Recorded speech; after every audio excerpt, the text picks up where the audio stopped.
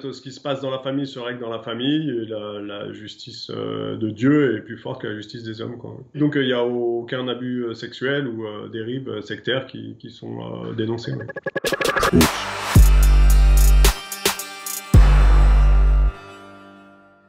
Je m'appelle Damien, j'ai 41 ans et je suis né dans la secte La Famille. Donc j'y suis resté physiquement une vingtaine d'années, mais j'ai jamais été en accord avec les idées. J'ai 7 frères et sœurs qui sont toujours à l'intérieur. Je pense qu'il y a actuellement 3000 membres à l'intérieur. Les membres de la famille habitent principalement sur Paris, dans le 11e, 12e, 20e. Le seul moyen d'y rentrer, c'est d'y naître. Le mouvement a été créé en 1819 par des jansénistes. Et le mouvement a été modifié en 1892, ce qui a donné le mouvement tel qu'il est aujourd'hui, c'est-à-dire complètement fermé. Il a décidé de rester à 8 familles et de se reproduire qu'entre eux. Ce qui donne des mariages entre cousins.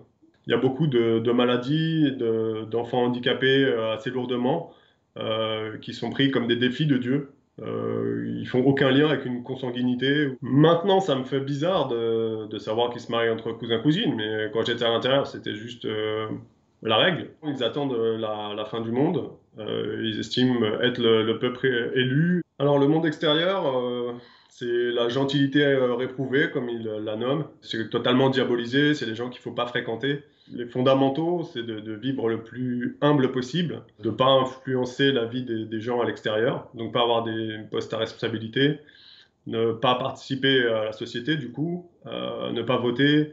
Alors quand on est enfant, on nous demande de ne pas parler de la famille, de notre religion, de ne pas fréquenter du coup les gens qui ne sont pas de la même religion.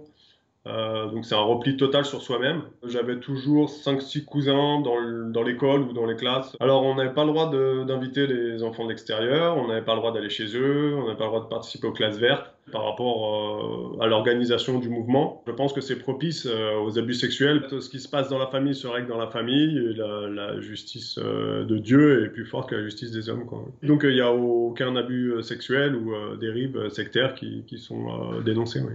Selon moi, c'est assez particulier que les services sociaux s'inquiètent pas trop, parce que d'un autre côté, vous avez des enfants qui sont éduqués, nourris, qui sont du coup conditionnés à pas faire de bruit, à être silencieux, à être sages. Il faut démontrer qu'ils sont dangereux. J'ai pas forcément choisi les études que je voulais faire. J'ai été orienté plus vers les métiers manuels, comme c'est la règle. Et pour les femmes, c'est surtout la couture et puis après les enfants, quoi. Les femmes sont là juste pour enfanter, s'occuper de la maison et du coup ne peuvent pas travailler. Sinon, elles devraient laisser leurs enfants en garde à quelqu'un d'extérieur, ce qui est interdit. La contraception et l'avortement sont totalement interdits. Les règles spécifiques aux femmes, c'est plutôt des images archaïques. Ne pas porter de pantalon, ne pas avoir les cheveux courts. Alors du coup, quand je suis parti, moi j'ai essayé de me débrouiller tout seul en me disant est-ce que ça se voit que je viens d'ailleurs? Est-ce que je fais bien les choses? J'avais pas les codes en fait. J'essayais de voir comment faisaient les autres. Au début, quand je suis sorti, il y avait beaucoup de peur, de réflexes conditionnés, énormément de questions. Il a fallu que j'avance, que je sois accompagné aussi par une psychothérapeute qui avait choisi de me croire, ce qui n'était pas évident, j'avais aucune preuve. Je me suis réfugié dans le travail et j'ai fini par faire un burn-out lié à tous ces choix que j'avais à faire, le deuil que j'avais à faire de ma famille. Je mangeais plus, je buvais plus, j'étais complètement déshydraté, j'ai dû être hospitalisé. Et j'ai profité de cette hospitalisation pour me dire, je vais vomir tous ces secrets-là en fait. Je ne peux plus les garder, je vais tout balancer et on va m'expliquer ce que c'est.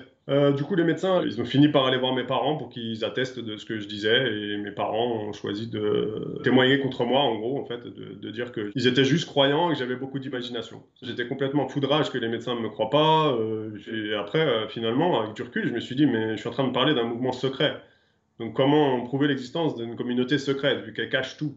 Pour moi, le danger, c'est l'enfermement psychologique, le repli sur soi, le côté double vie, apprendre à mentir très jeune, le conditionnement, tous ces interdits installés très jeunes qui biaisent complètement le développement de l'individu. Il y a eu des pressions au niveau des enfants en disant si tu fais ça, ta grand-mère elle va mourir, si ton grand-père il est mort, c'est à cause de toi parce que tu as fait le mauvais choix. Il y a beaucoup de culpabilisation là-dessus. Ils sont prêts à tout pour, du coup, sauvegarder le mouvement, le protéger, les faux témoignages. Et il ne faut pas oublier que c'était aussi des menteurs professionnels. Et ça a été le cas dans plusieurs affaires où des membres se sont battus pour essayer de récupérer un frère, une sœur, des enfants. Si je me fais du mal aujourd'hui à témoigner comme ça, justement, c'est par rapport au fait qu'on m'a pas cru, que ça soit à la fois avec les médecins, mais aussi après.